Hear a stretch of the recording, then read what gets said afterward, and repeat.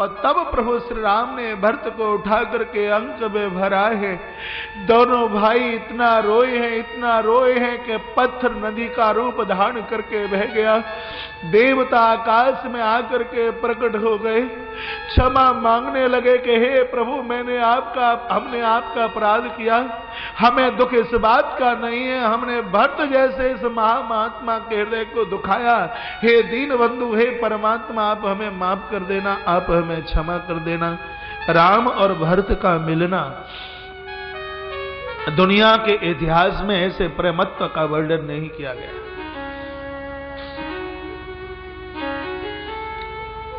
प्रभु राम जब श्री भरत को उठा रहे थे,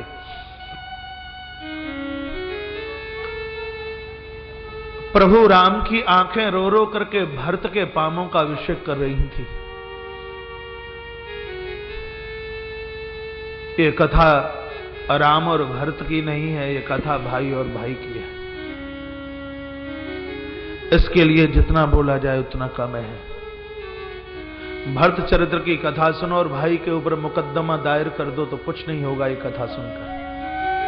धिक्कार उन भाइयों के लिए जहां एक कोर्ट कचहरी में एक सनोफ से दो भाइयों को बुलाया जाता है। रोटी टुकड़ियां और मकान के लिए भाई भाई के ऊपर मुकदमा करे तो भारतीय संस्कृति के बहुत खिलाफ है। सब कुछ जीवन में पैसा ही नहीं होता। जहां भाई है दुनिया में उस स्थान पर कुछ भी नहीं हो सकता। हमारे पुराने दो ऐतिहासिक ग्रंथ हैं, एक का नाम है महाभारत, दूसरी है रामायण। महाभारत में भाई भाई का युद्ध, कितनी माताओं की मांग का सिंदूर उड़ गया, और रामायण में भाई भाई का प्रेम, पूरी दुनिया में राम राज्य की स्थापना हो गई। बड़ा भाई पिता की तरह तो छोटा भाई पुत्र की तरह होना चाहिए। सब धर्म कर्म छोटे भाइयों के ही नहीं, कुछ धर्म कर्म बड़े भाइयों के लिए, और सब धर्म कर्म बड़े भाइयों के ही नहीं, कुछ धर्म कर्म छोटे भाइयों के भी। आज भी बड़े भाई को पिता का दर्जा और छोटे भाई को पुत्र का दर्जा दिया जाए तो हमारे आपके घरों में राम राज्य की स्थापना हो जाएगी। छोटे भाई को बेटे से ज्यादा मानिए। ठीक है, पत्नी की जगह है, बच्चों की जगह है, माता पिता की जगह है, इन जगहों का सम्मान है। एक बार पुनः ये मैं कहना चाहूंगा कि भाई का स्थान कोई प्राप्त नहीं कर सकता। भाई की खुशी को अपनी खुशी समझिए और भाई की परेशानी को अपनी परेशानी समझिए। पूर्व में भी मैंने निवेदन किया है, घर में गृहिणियों में नहीं पड़ती। चूल्हा अलग अलग, चौका अलग अलग हो जाए कोई बात नहीं है। हृदय से सदैव भाई का मान सम्मान करते रहना, उसके दुख को अपना दुख समझते रहना। राम चित्रकूट छोड़ देंगे लेकिन भगवान आपके घर को कभी भी नहीं छोड़ेंगे जहां भाई और भाई में संगठन होता है। लोग कहते हैं छोटा भाई ऐसा है, बड़ा भाई ऐसा है। भूल जाइए, सोचिए कि हम कैसे हैं। सामने वाला गाड़ी लेकर टक्कर मारने के लिए आ रहा है। बहादुरी तो इसमें है हमारी कि हमें उस एक्सीडेंट से बचना है। ये थोड़े ही है कि सामने वाला गाड़ी लेके आ गया तो तुम भी उसमें जाकर के आगे बढ़ा दो। चतुर ड्राइवर होता है, चतुर चालक होता है, वो घटना को बचाने से रोकता है। उसी प्रकार से कभी बड़े भाई के मन में कोई बात आए, कोई गर्मी दिखा दें, छोटों को ठंडा हो जाना चाहिए। और कभी छोटों का मन बिगड़ता है तो बड़े भाई को पुत्र की तरह समझकर उस बात को भुला देना चाहिए। घर में राम राज्य की स्थापना हो जाएगी। कभी कभी बड़े बहुत अच्छा काम कर देते हैं तो ये मत सोचना कि छोटे कुछ भी ना कर पाते हों।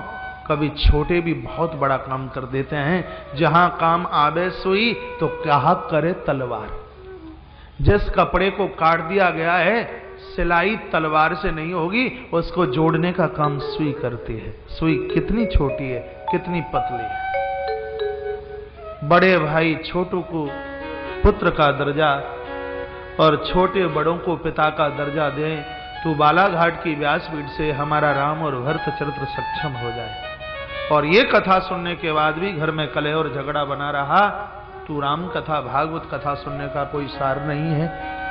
बिल्कुल कोई मतलब नहीं, कोई मतलब नहीं। आदर दीजिए, मान दीजिए, सम्मान दीजिए। राम जी ने पूछा, भरत और कौन आया है? माताएं आई हैं, गुरु जी आए हैं। शत्रुघ्न को कहा, भैया तुम तो जानकी के पास बने रहिए और मैं माताओं को आदर सहित लेकर के आता हूं। राम, भरत और निषाद गुह तीनों चले। ऊपर की एक चोटी से मेरे प्रभु ने माता कैकेयी को अयोध्या की तरफ मुंह करते हुए रोते देखा। राम की आंखें भर आई।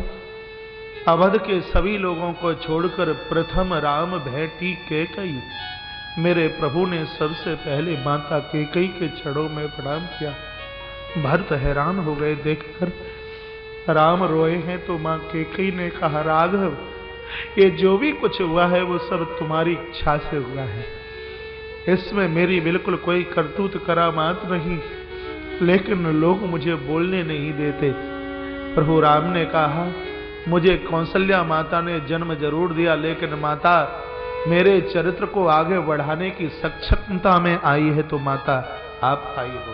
और यही प्रभु राम ने वायदा किया है, अभी इस त्रेता में मैं माता कौशल्या का पुत्र बनकर के आया, लेकिन मां वायदा करता हूं आने वाले द्वापर में तू मेरी माता देवकी और मैं तेरा पुत्र कृष्ण बनकर के धरती पर चल करके आऊंगा।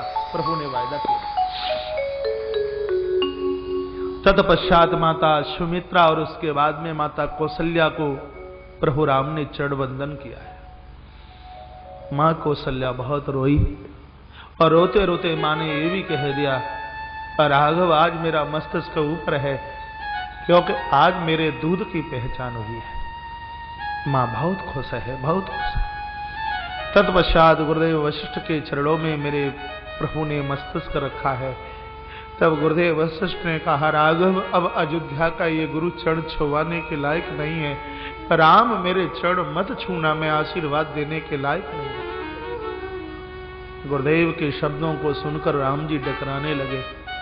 पूरा अवध नजर आ रहा है। भगवान ने कहा, गुरुजी, क्या पिताजी नहीं आए? जब पिताजी का नाम लिया है गुरुदेव वशिष्ठ कितना रोए हैं। कैसे बोले कि अवध का अन्नदाता चला गया। मां पछाड़ खा करके गिर पड़ी। माता कौशल्या ने कहा, राघव, अवध का भाग्य फूट गया, तुम्हारे पिता दुनिया छोड़ करके चले गए। प्रभु राम बहुत रोए, बहुत रोए। मंदाकिनी में अपने पिता की शांति के लिए भगवान ने श्राद्ध किया। प्रातः से संध्या हो गई। गुरुदेव वशिष्ठ बोले, हे बेटा राम, लगता है हमें कि सुबह से तुमने शाम तक कुछ भी नहीं लिया, कम से कम जल तो ग्रहण कर लेते। तब राम कितना रोए और कहा, गुरुदेव, जिस संतान के लिए हमारा पिता दुनिया छोड़ करके चला गया हो और उस पिता के लिए हम एक दिन जल भी न छोड़ पाए तो यह हमारे लिए एक बहुत बड़े दुर्भाग्य की बात होगी। कथा राम की नहीं, कथा मेरी और आपकी है। आपके माता पिता जिंदगी भर आपके लिए करते रहे। पिता का, मां का इतना बड़ा समर्पण है। मैं कभी कभी ये पूछता हूं कि ये सब त्याग मां बाबूजी का ही होना चाहिए, पुत्रों का कोई त्याग नहीं बनता क्या? बच्चों का, पुत्रों का कोई त्याग नहीं बनता? एक बार जरूर विचार करें, जिस माता पिता ने जिंदगी भर तुम्हारे लिए किया, उनका खुद का कुछ खर्चा ही नहीं होता। संसार के हर माता पिता अपनी संतान के लिए, अपने बच्चों के लिए करता है। फिर जहां निठल्ली और निकम्मी संतान निकल जाती है, माँ बाबूजी को बड़ी वेदना होती है, माता पिता को बड़ा दुख होता है। जिस माता पिता ने जिंदगी भर बच्चों के लिए किया, इधर देखिए, और उस माता पिता के देहावसान के समय, शरीर छोड़ने के समय में 13 दिन दुकान का शटर नीचे नहीं रहता। 24 घंटे तो कैसे निकलते हैं।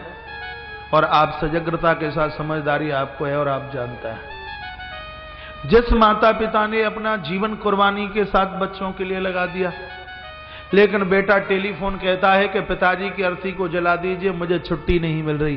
धिक्कारता है ऐसी नौकरी के लिए, धिक्कारता है ऐसी व्यस्तता के लिए।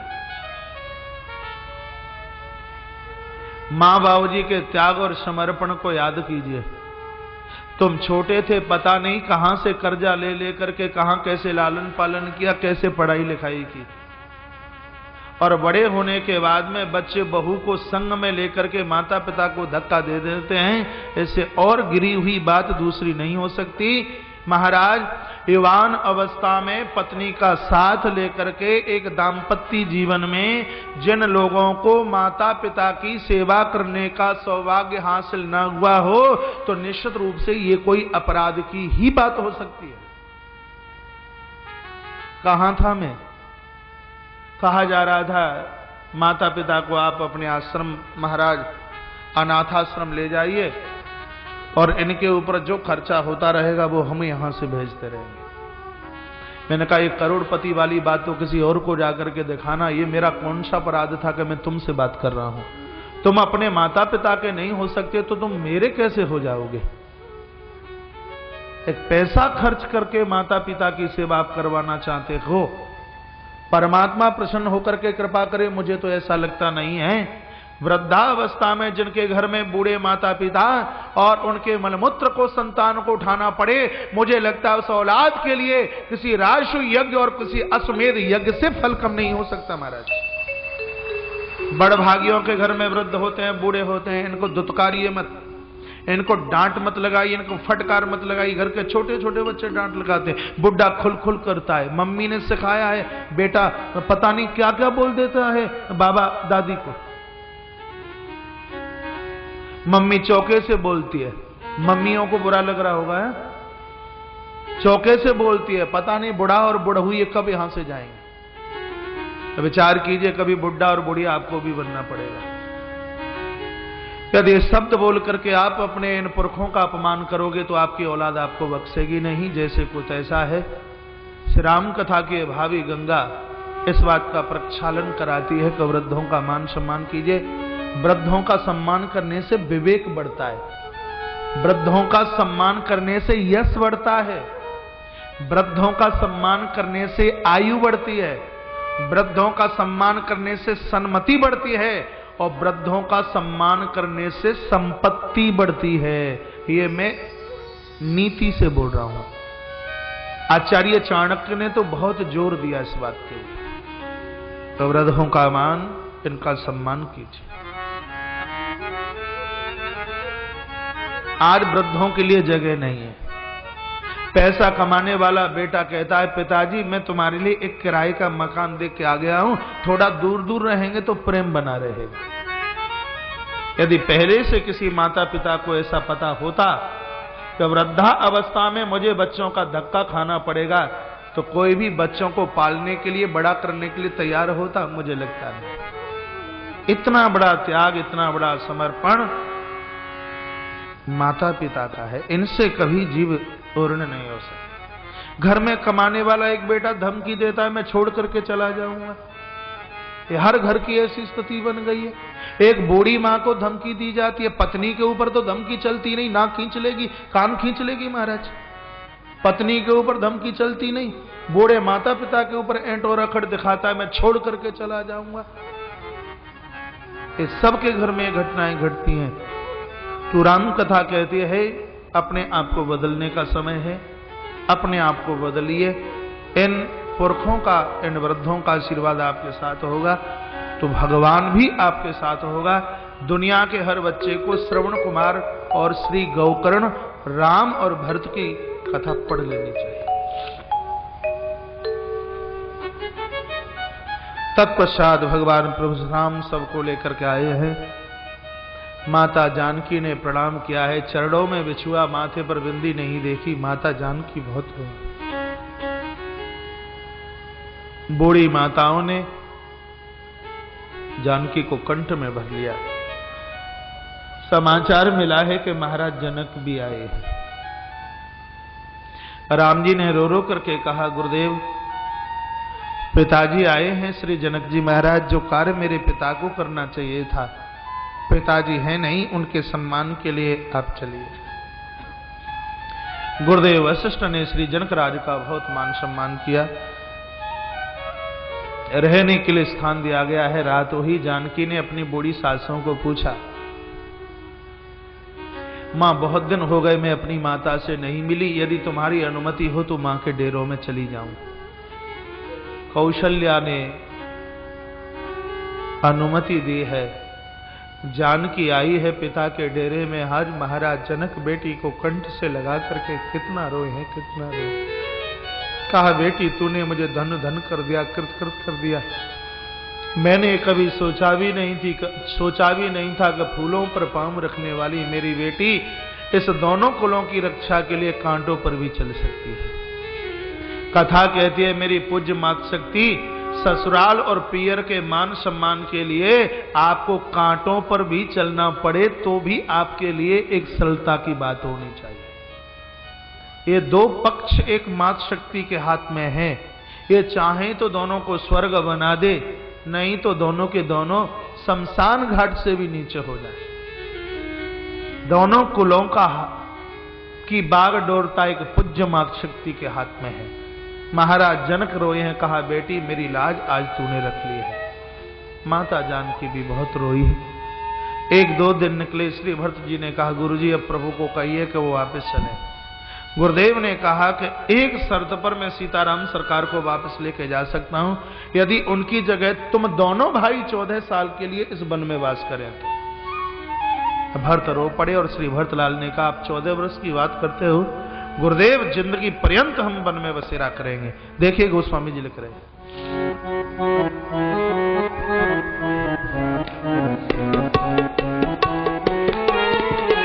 कानन करहु जन्म भरि वासु, कानन करहु जन्म भरि वासु, कानन करहु जन्म भरि वासु, कानन करहु जन्म भरि वासु।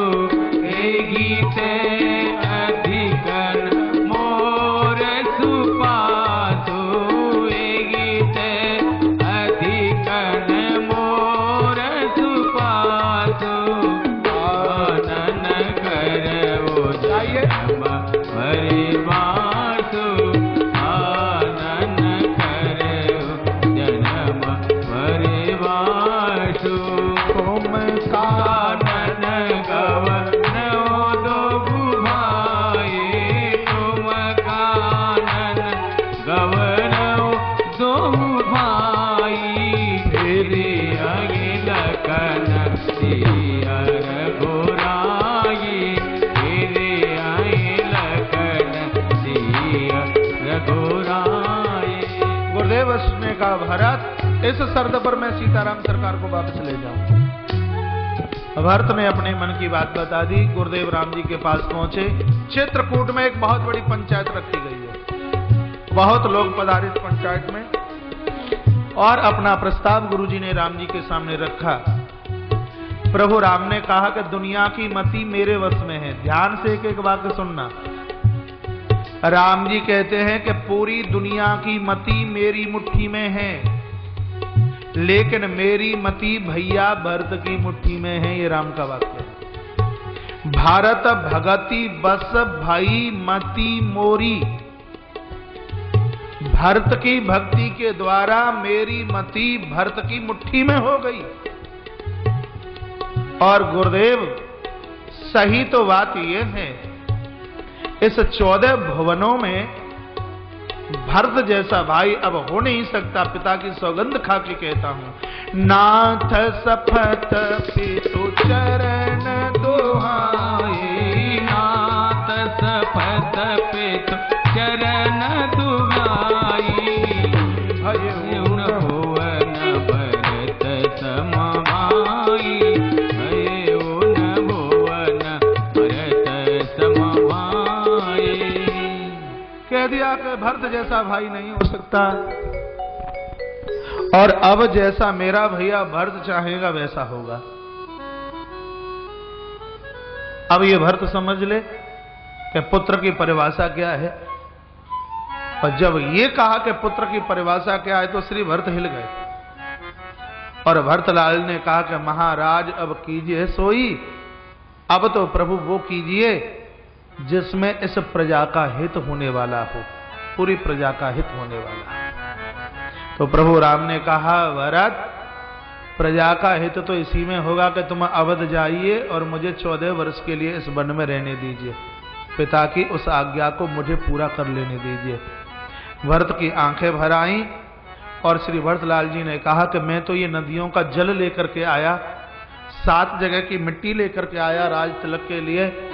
तो राम जी बोले, भरत यहाँ से थोड़ी दूरी पर एक कुआं है, अत्रि जी महाराज को साथ लेके जाइए और ये पूरा का पूरा जल उस कूप में डाल दीजिए।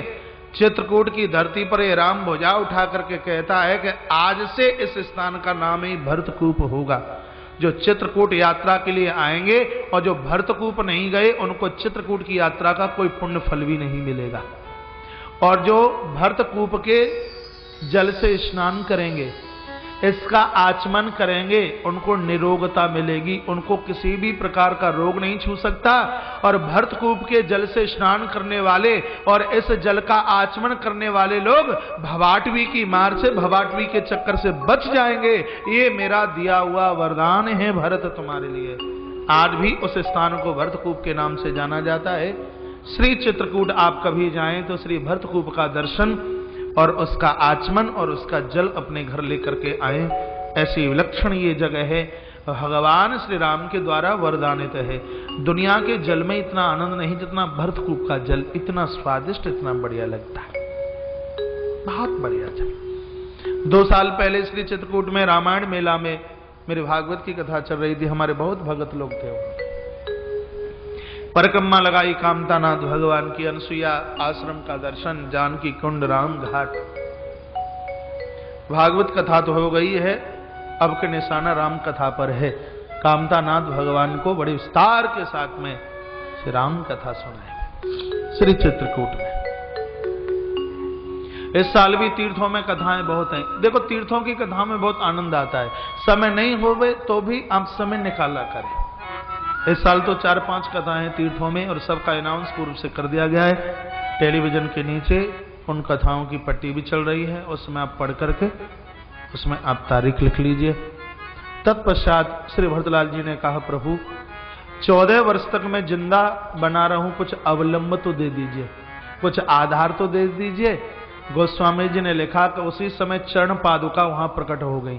संत कहते हैं कि दाहिनी चरण पादुका में स्वयं राम प्रकट हो गए और वाहिनी चरण पादुका में स्वयं भगवती माता जानकी प्रकट हो गई। किसी ने ये कहा कि नहीं, ये ताड़का की अस्थियों से बनाई गई ये चरण पादुका थी। किसी ने कहा कि नहीं, भक्त और भगवान ही चरण पादुका के रूप में प्रकट हो गए। भक्त श्री भारत और भगवान मेरे प्रभु राम, ये दोनों के दोनों प्रकट हो गए चरण पादुका के रूप में। और तत्पश्चात जब चरण पादुका सामने चल करके आई है, ये भारत का शासन देखिए, हिंदुस्तान के राज्य को चरण पादुका चला सकती ही नहीं, हिंदुस्तान के शासन को चरण पादुका ने चलाया है। यहां की सत्ता में धर्म है, यहां की नीति में धर्म है, तो चरण पादुका भी यहां की इस सत्ता को चलाने में पारंगत हो सकते हैं।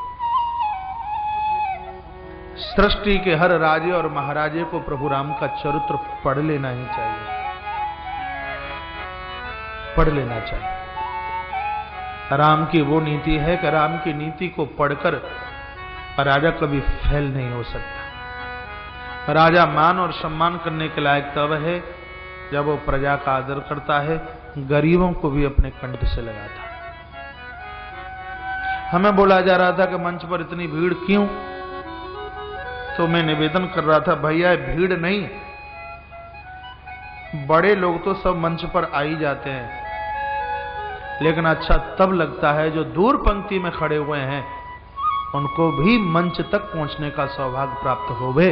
तो पूरी देन श्री गौरीशंकर विशेष जी की, सबको यहां तक पहुंचने का सौभाग्य मौका प्राप्त हुआ है। धीमे धीमे आयोजन तो अपनी पूर्णता की तरफ बढ़ ही रहा है, लेकिन गुदगुदी भी इस बात की हो रही है। अच्छा भी इस बात से ये लग रहा है, आयोजन में 4 चांद लग रहे हैं, क्योंकि यहां का संयोजक बहुत धार्मिक है। इसलिए ये मुंह की बड़ाई नहीं है, मुझे यहां से कोई इलेक्शन थोड़ी लड़ना है, मुझे कोई चुनाव थोड़ी लड़ना है, और ना हमें किसी से कोई स्वार्थ है। हैंडपंप मुझे नहीं लगवाना, समरसेबल मुझे नहीं लगवानी है, और मुझे ये भी नहीं कहना है कि यहां मेरे लिए कोई आश्रम बना दीजिए, ये भी मुझे नहीं। तो मुझे स्वार्थ का बात का है। लेकिन जब राजा धार्मिक होता है तो मेरी व्यासपीठ खुले हृदय से उसको आदर देती है, उसको मान देती है, उसको सम्मान देती है। ये बालाघाट का सौंदर्य है, ये सुंदरता है बालाघाट की। आपने एक ऐसे राजा को नियुक्त किया है जिसके माध्यम से तुम्हें 11 करोड़ शिव पिंडियों के बीच में बैठने का सौभाग्य प्राप्त हुआ है। आयोजन बहुत बड़ा है। संयोजक श्री गौरीशंकर विसेन जी का भी व्यासपीठ से बहुत आदर, बहुत मान पूरे परिवार का, और हमारे मुख्य जजमान श्री कमलेश अग्रवाल जी की भी एक बड़ी सुंदर भूमिका इस आयोजन में। अभी तो 3 दिन हैं इस आयोजन के और बकाया, लेकिन जब हम शिव महारात्रि के पर्व में पहुंचेंगे, अभी हम सोच भी नहीं सकते कि ये आयोजन और कितना भव्य रूप है, ये कितना विराट रूप महाराज ये आयोजन ये विराट रूप धारण करेगा। 2 दिन रह गए हैं, कल और परसों का दिन है। अब के योग से शिव महारात्रि सोमवार की है। जिस समय मुहूर्त निकाला था उस दिन नहीं देखा गया। एक शिव महारात्रि कब की है? शिव महारात्रि भी और सोमवार भी। सोने में सुहागा है, जितनी बड़ाई करूं उतनी कम है। घर के सब कामों को रोक देना। चतुर्थ पहर की पूजा होगी 20 तारीख की रात्रि को। पूरे दिन शिवलिंग बनाए जाएंगे और पूरी रात्रि, जो रात को अभिषेक होता है 8 बजे, वो अभिषेक 8 बजे न होता हुआ 4 पहर की पूजा होगी। पहली पूजा 9 से 10:30, सुन लीजिए, 9 से 10:30 जो पुराणों में उल्लेख है पूजा का, वही समय बता रहा हूं। और भी सुदूर तक जो लोग मुझे सुन पा रहे हैं, जो 4 पहर की पूजा करते हैं शिव महारात्रि को, परदेश में गई हुई संपत्ति वापस आ जाएगी, मान आ जाएगा, सम्मान आ जाएगा, गरीबी समाप्त हो जाएगी, आपको वो मिलेगा आप विचार भी नहीं कर सकते। 4 पहर की पूजा का इतना बड़ा महत्व है। पहली बात बताऊं, 20 तारीख की रात्रि को अमरनाथ भगवान का रूप आप दर्शित करेंगे। अमरनाथ भगवान का पूजन होगा। पहली पूजा 9 से 10:30, आधे घंटे का कीर्तन बीच में। दूसरी पूजा 11 से 12:30, फिर आधे घंटे का गैप। तीसरी पूजा 1 बजे से 2:30 बजे तक। 2:30 मीन्स 2:30, फिर आधे घंटे का गैप। चौथी पूजा 3 बजे से लेकर के प्रातः 5 बजे तक। ठीक है? 5 बजे के बाद हम और आप सब माता बैन गंगा तक उन थालों को, जो अभी तक गाड़ियों में जिसकी व्यवस्था की गई, और 20 तारीख को प्रातः है, सब थाले हमारे और आपके सिर के ऊपर होंगे और हम सब बैन गंगा माता के दरबार तक पहुंचेंगे विसर्जन के लिए। बड़ा सुंदर रूप होगा, कई करोड़ों की संख्या में